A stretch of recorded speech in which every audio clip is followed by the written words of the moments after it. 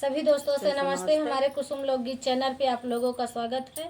एक छोटा सा प्यारा सा देखिए, हम तीनों सहेली गणेश जी के भजन गाने चल रही हूँ। अच्छी लगे लाइव सब्सक्राइब करी, कमेंट में बताई, हाथ जोड़ के बिनती बा कि सपोर्ट कर चाहिए। यही गाना यही गीत जो है दो चैनल पे पड़ेगा, सुनैना ऑफिशियल कुसुम लोकगीत।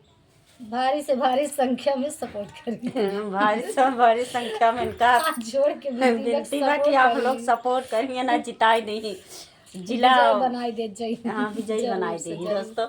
आइए गीत के सुनाती हूँ। बहुत प्यारा गीत बा चौथ के गणेश जी के।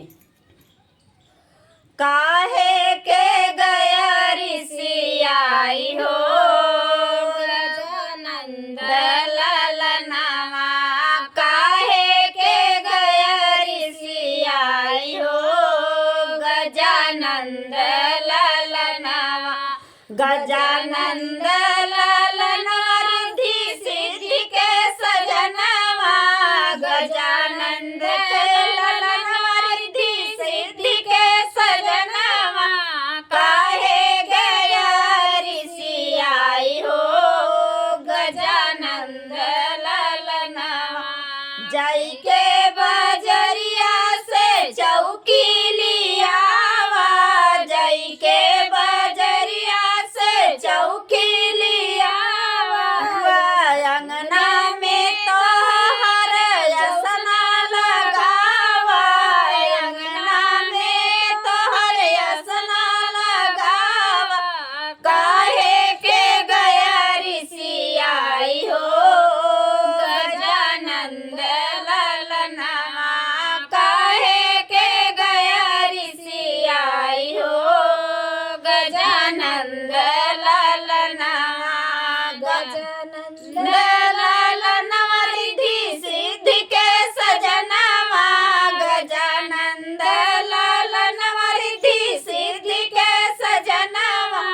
काहे के गया ऋषि आई हो गजानंद ललनावा, काहे के गया ऋषि आई हो गजानंद ललनावा।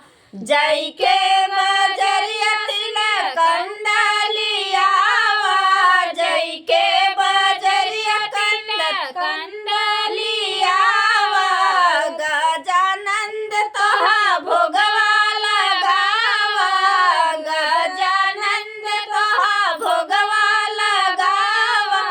काहे के गया ऋषि आई हो गजानंद ललनावा, काहे के गया ऋषि आई हो गजानंद ललनावा। गजानंद ललनावा रिद्धि सिद्धि के सजनवा, गजानंद ललनावा रिद्धि सिद्धि के सजनवा। काहे के गया ऋषि आई हो गजानंद ललनावा, काहे के गया ऋषि आई हो गजानंद ललनावा। यही घरे